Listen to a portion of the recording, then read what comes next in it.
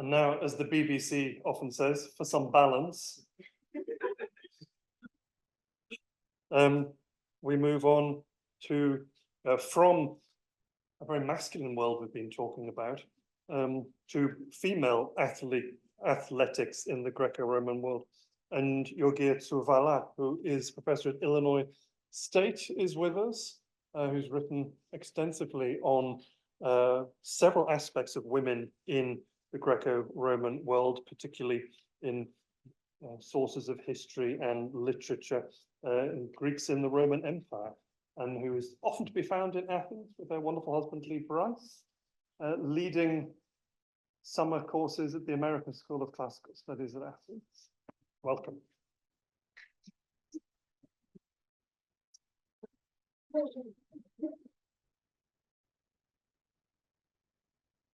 It is my great honor and privilege to be here today. Thank you very much to Jorge Bravo and Robert Pitt for the invitation to present at the symposium among many renowned colleagues in the field. And thanks to all of you for attending this afternoon. In this paper, I will focus on the age groups for female athletics in general and on Parthenoi in particular.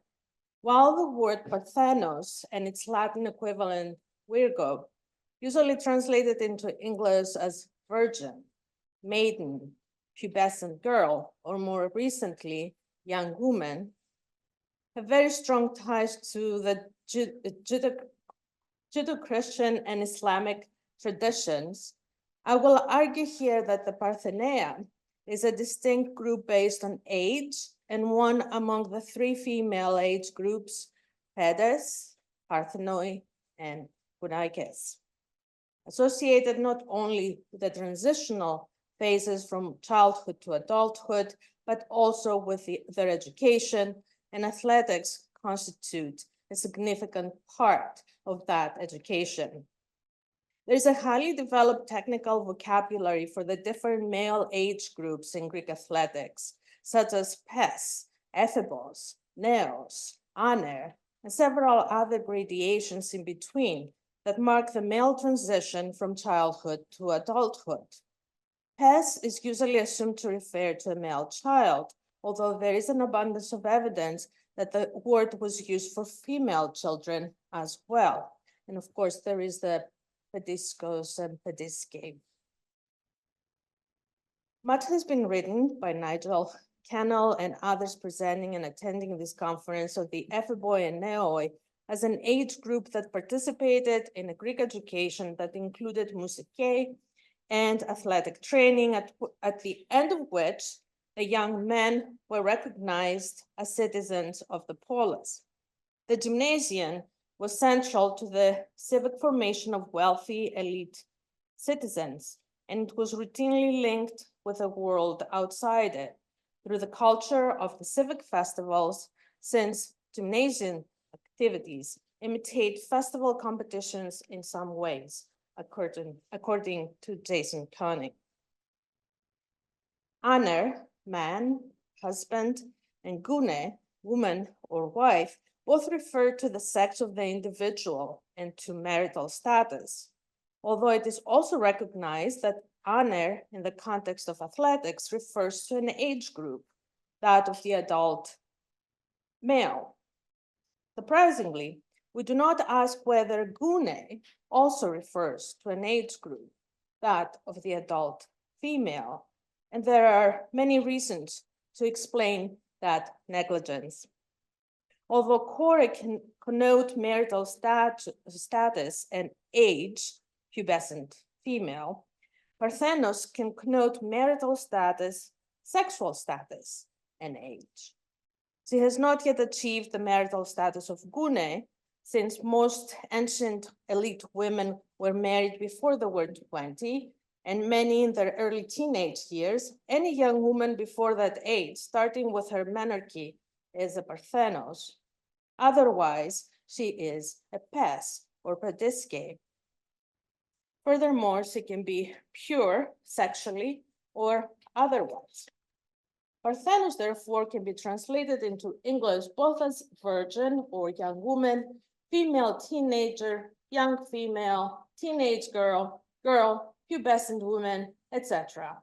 I prefer to use the ancient word Parthenoi, which captures all of these meanings.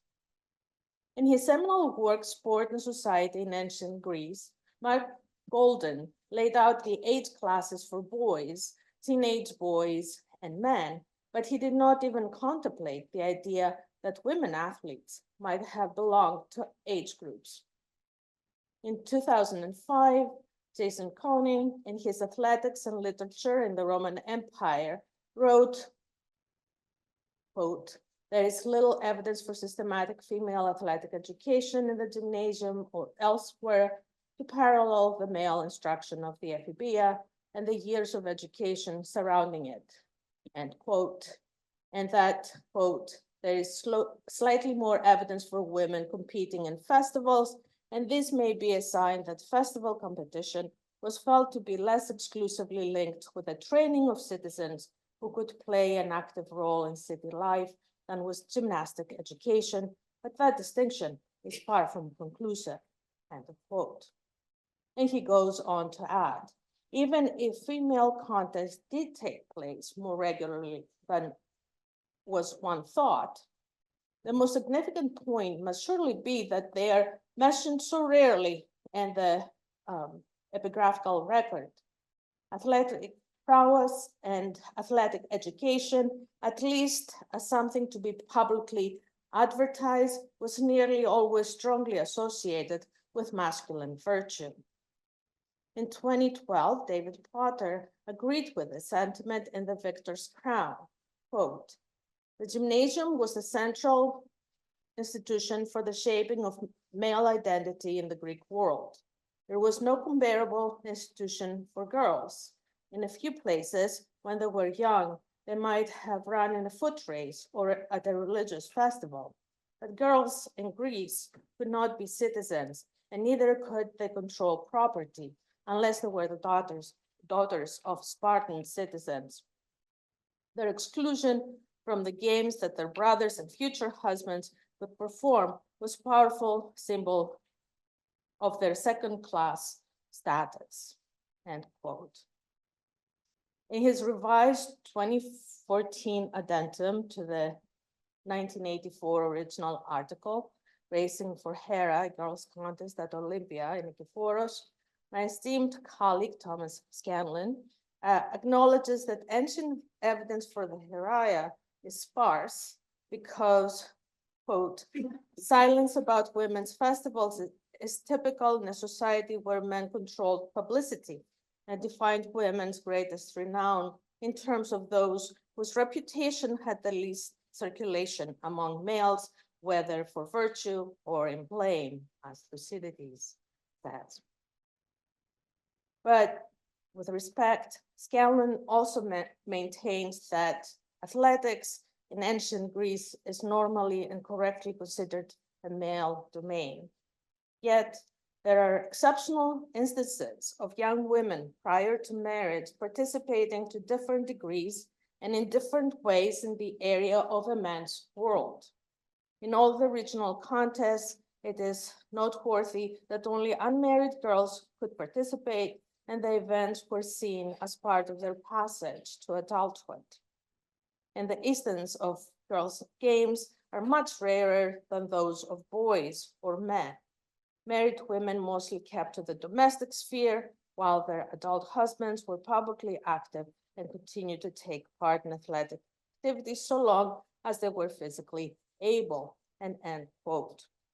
In 2015, Sophie Ramazan wrote in her book, The End of Greek Athletics in Late Antiquity, that under the Roman Empire, several agones introduced a competition for girls, but their importance should not be exaggerated. It was merely a hobby for rich girls. It would be dangerous to take this mosaic, referring to the one from Piazza Armerina, as evidence that such contests for girls were still held in the second half of the 4th century CE. While this certainly cannot be ruled out, it is equally possible that we're seeing only an artistic fantasy inspired by the agones for men, comparable to the occasional replacements of circus performers by erotics. End of quote. I can go on. Unfortunately, many scholars of ancient athletics have ignored change over time and downplayed the problems with the evidence for women's athletics of all periods, including our own, even after the passing of Title IX 40 years ago in the United States. How often do you watch women's sports in the popular mass media, even today? How many of the women's teams receive pay equal to that of their male counterparts? How much advertising is spent on female sports? In addition, previous scholarship has focused primarily on the Olympic Games and measured all athletics based on those, as well as on prescriptive values promoted by Athenian, mostly, authors. In general, modern scholarship has resisted the idea that there was training and participation of women in athletics, in the gymnasia, in the palaestrae, and the contests of ancient Greece. And we certainly have not considered that female athletics were based on the same values of education and religion on which male athletics were based, call it rites of passage, transition to adulthood, participation in religious festivals, or civic education and engagement.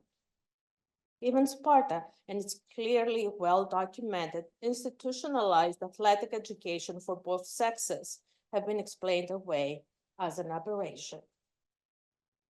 In New Directions in the Study of Women in the Greco-Roman World in 2021, I showed that female athletes partook in athletic life and in competitions regularly during the late Hellenistic and Roman periods in the Greek East.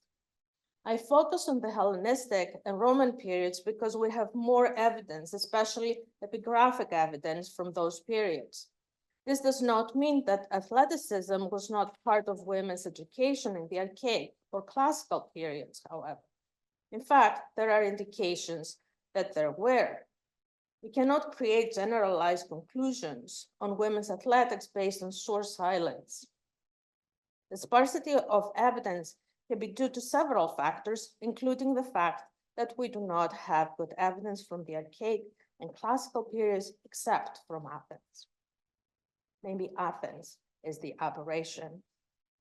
My study showed that women were members of gymnasia and palaestrae at Thespiae, Kos, and Hermione, and probably many others because they competed in local and pan-Hellenic games, and not only in equestrian events, which we trivialize for the rigor when they refer to women, or in foot races, which we dismiss as ritual, but also in male events, such as wrestling and the Pyrrhic dance, as well as in more intellectual pursuits. Everyone here knows the famous inscription of Hermionax from Delphi, where he praises his three daughters for all the competitions that they won over the years. Like their male counterparts, Parthenoi, young women as Pedes and Parthenoi had the support of their often well-off families, and they achieved fame, earned citizenship beyond their own polis, and won prizes and crowns as well as better marital prospects. However, no city walls were brought down to celebrate their achievements, and the prescribed social roles for women of all periods of being wives and mothers brought these athletes in direct conflict with the professionalization of athletics in the Roman world, not to mention the rise of Christianity that contributed to centuries worth of oppression for women. It is very likely that an athletic career could not be sustained professionally after the young woman got married and became a mother. But that does not mean that athletics were a hobby for rich girls. And yes, Based on the literature, the word Parthenos denoted a sexually pure young woman, and in the 4th century CE, it meant a virgin, with some kind of imaginary internal membrane that guarded her sexual purity from her own or others' desire. But that does not mean that the Parthenoi of archaic, classical, Hellenistic, and Roman Greece were required to be virgins. Scholarly consideration of the word Parthenos not only has demonstrated the futility of making a hard and fast decision as to its proper translation, but it has also confirmed the importance of attending to the literary and historical context in which the term appears. In addition to the semantic observations above, I will add that sexuality and its expression, until relatively recently, has been largely the interest of a patriarchal, that is, androcentric concern for the social good. In classical Athens, that concern translated into control of the female body and sexual behavior to ensure the paternity of the children, and by extension, the financial control of the family's property from generation to generation. In an open, proto-capitalistic economy such as Athens, the common good focused on ensuring the rights and obligations of the individual oikos, and women's sexuality served those goals. While in Sparta, where a seemingly more egalitarian way of life was purportedly established early in its history, and the state provided an economy that sustained the aristocratic status and inheritance lines of both male and female Spartiates, female sexuality was not as strictly regulated. In an economy where the common good focused not on the individual, but on the state, and most things, including children, were assumed to be held in common, women had more independence and sexual freedom. For an Athenian, or shall we say Ionian, such freedom was criticized. Similar was the situation with Rome, in that the Roman Republic and Empire focused on the individual familia. In that political, economic, social, and historical context, then, we must place and consider whether the word Parthenos in a particular text is related to a woman's sexual status, or whether the word simply indicates age. In many of our Athenian and Roman literary sources, the word Parthenos reflects the prescribed sexual ethics and practices of a privileged male elite. Whether the majority of the population adhere to them is doubtful. In studying male athletics, we as a field have concluded that athletics serve many purposes, including education. Here I will talk briefly about the agoge in Sparta, since this is the best evidence education system for both girls and boys. Certain areas of the Greek world appear to have had an athletic education for Parthenoi and the Peloponnese pedes, and the Peloponnese ranks at the top of these. In addition to Hermione and the Peloponnese, inscriptions, art, and literary sources include athletic venues or games where Parthenoi were allowed to participate in Sparta, Arcadia, Elis, Olympia, Corinth, and Patras.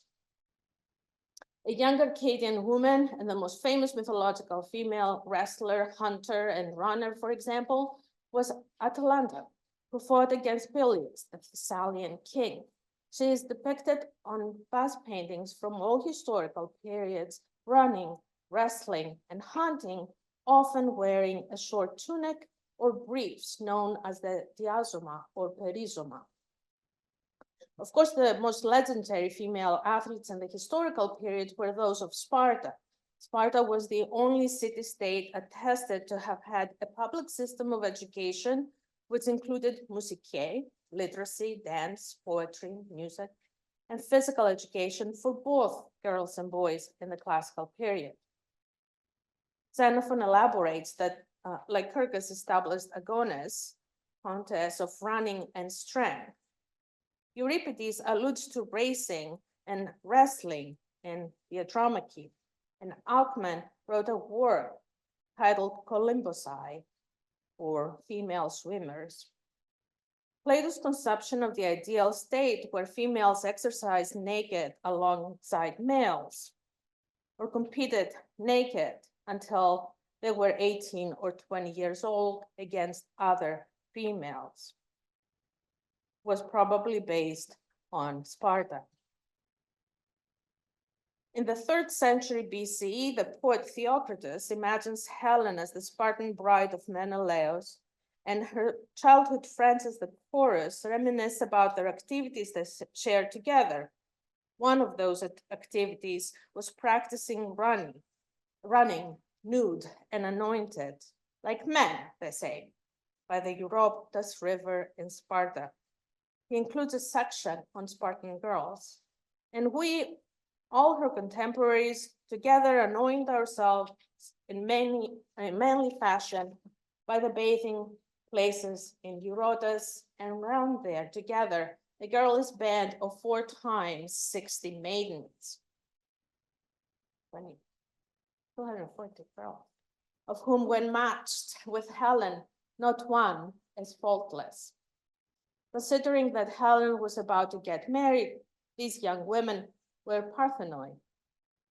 According to Hesychius, there was a special racetrack, Parthenoi, at Sparta. The Agorge was abandoned in the Hellenistic period only to be revived by King Cleomenes III. When his revolution failed, the Agorge continued until it was abolished by Philopoemen in 188 BCE, but it was restored in the Roman period. It was this physical education for Spartan women in the Roman period that the Roman poets Propertius, Ovid, and Virgil, as well as the Greek biographer and philosopher Plutarch, are describing. The Roman poet Ovid remarks on Helen's nude co-ed wrestling, and Propertius references nude co-ed wrestling as well as ball playing, hoop rolling, pankration, discus throwing, chariot driving, hunting, and wearing armor. Virgil mentions Spartan women hunting a boar and wearing short dresses and holding bows and arrows. Plutarch includes running, wrestling, and discus and javelin throwing in his discussion of the Agorge. He goes on to write that Lycurgus made girls as accustomed to parading nude as boys, and to dancing and singing at certain festivals with men as spectators. There was nothing shameful in the young woman's nakedness, never a trace of lewdness, just modesty, Plutarch writes. He also attests to a gymnasium building with stores at Sparta where women could train. At the end of the 2nd and the beginning of the 3rd century CE, Athenaeus commented on the Spartan custom of stripping young Parthenoi before strangers or guests, enoi, as something praised. It goes on to say that on the island of Chios, 2 young girls wrestled with young men. Not only co-ed training, but also co-ed wrestling competitions were available to young women in the early empire. The Scholias to Juvenal, citing Probus, writes that Porphyrius Sura, the son of the consul under Nero, competed in wrestling with a young Spartan woman.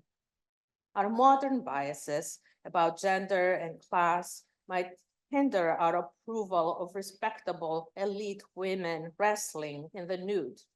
Spartiates, whether men or women, were the aristocratic members of their society, however, and the literary sources of the 1st and 2nd century CE seem to agree on the practice of co-ed nude training and competition that would have made a young Spartan woman strong and confident enough to wrestle with a young aristocratic Roman man.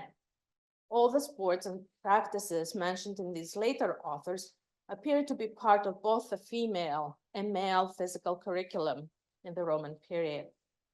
The fact that athletics were also part of the military training of Spartan men does not exclude them from the physical agorge for Spartan women. We need not reject our sources to make a case for segregated competitions for young men and women, or for a less rigorous training for the girls than for the boys when we study athletics and education in Roman Sparta. A number of classical and Hellenistic bronze mirrors and libation bowls with a sculpted nude or semi-nude female on their handles, I would argue, are probably portraying female athletes, most of them young women, portrayed nude or topless and wearing briefs, diazoma or perizoma, covering the pelvic area. These handles are found in several places of the Peloponnese, including Hermione, Nemea, Messini, and Sparta, as well as in places further away, such as Athens, Acarnania in Western Greece, Cyprus, Odessa on the Black Sea, Tarentum, Sicily, and Etruria in Italy. The bodies of these young women are strong and athletic, but not especially well developed or muscular, emphasizing their youth and physical beauty. Like modern Barbie dolls, the athletic women on the handle of the mirror or libation bowl would have been held up as role models for girls and young women to imitate. In the interest of time, I cannot present all my evidence today. Just be aware that there is a great deal more.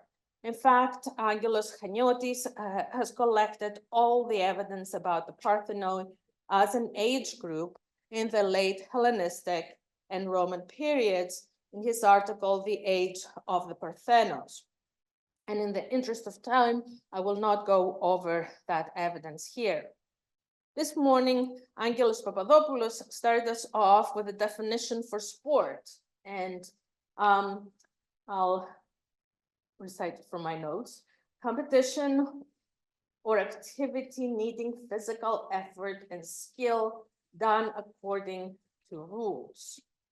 Today, I have asked you to consider women's athletics and the word Parthenoi in sports within a context similar to men's athletics, and the Parthenoi in a context similar to the ephebes. Whether athletics were for initiation rites, for religion, for entertainment, for education, for health, both physical and mental, for strength to fight off an enemy, but also to fight off unwanted advances and death and childbirth, the young men athletes became heroes and gained kleos. Walls came down and they ate for free for the rest of their lives. Statues were put up. The young women became mothers. In Sparta, that is their kleos. In Athens, they are to remain unnamed, silent, and out of the public court, except in certain occasions. Things will change over time, even in Athens, in the Roman period, as Julius here has shown with the inscriptions in her latest book, Serving Athena, the Festival of the Panathenaea, and the Construction of Athenian Identities. Both groups were at the transitional period from childhood to adulthood. Their education was important to the city, even if the goals of the city and its citizens, male citizens, were achieved in different ways through different political and economic constitutions, either praising the women who became wives and mothers, as in Sparta, or not, as in Athens. Thank you. So one comment, and then you can, follow up with that. It's not really a question, but seems to me, it was a very thorough presentation. Thank you for all this information. I never knew. I'm a school teacher and always assumed it was only boys who were, always all the male athletes who are portrayed even in school books, not female. So I think we need to work on that. And it seems to me that nowadays we're more going backwards instead of forward. So ancient times were more advanced in their idea of, so they were focusing more on the sport versus like who's going to compete against who. I would never have expected that the women, female and male, would be in combat together, like, in compete. And nowadays we're focusing more on who's going to use the right kind of bathroom, Right. so that's really backwards. So, what's your comment on that? I don't know. Although I'm glad to see our colleague, Professor Cavadier is there, using both girls, both young women and men fighting against each other sometimes, even even today. But yes, I agree.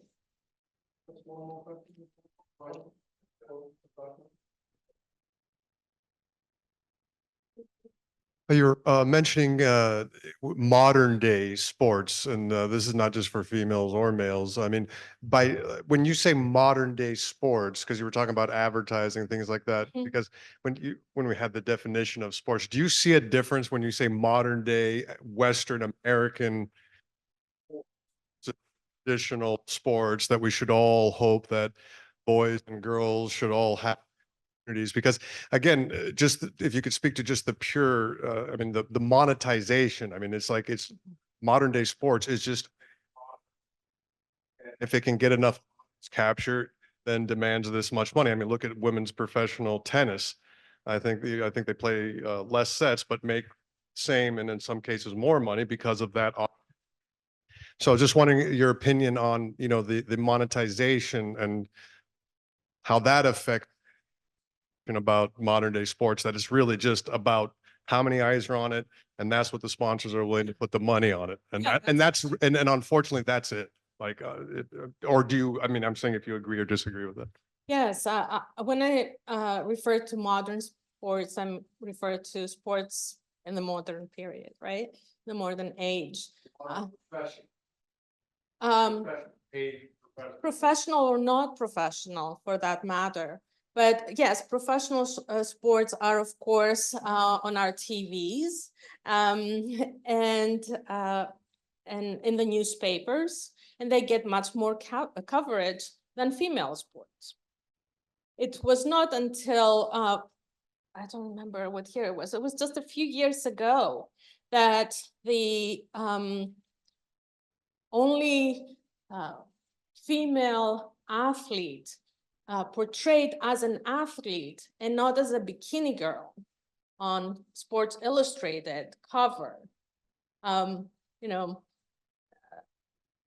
So how does that, how do you explain then the high value and demonetization of female professional tennis? They make the same, sorry, maybe you didn't hear me. How does that explain then the equal pay for, like, let's say female professional tennis, based on the monetization aspect? How many eyes are going to it? If a female gets enough eyes on the sport they're playing, they're going to get paid. I mean, we have, what's her name? Caitlin Clark coming in from Iowa in the sports. I mean, again, is she better than anyone else? No, but for some, if you get eyes on it, because again, I'm not justifying anything. And just unfortunately, professional sports, men or women, it's just an advertisement. It's not even advertisement throughout the game. The whole game is just an advertisement. And Right. so that's where it's just like, Let's talk about women's soccer. how much does Right. women's soccer generate? The United States won, the women's team won, and then all of a sudden, everyone was paying some attention to them, but they don't get the kind of attention that if, say, a male sports team were to win. Well, by attention, do you mean like how many views, how much sponsors can make off advertising, off said product? I mean, the Men's World Cup generates, I don't know how many billions of dollars because of Brazil and Argentina, all these teams that are in there, right? I think there is a difference between modern sports and ancient Yeah. athletics. Okay, because that's my point. Like when we say Uh, modern professional sports gets so skewed. Okay, you speak more to the European and any other speakers over coffee. Thank you very much once again for your beer.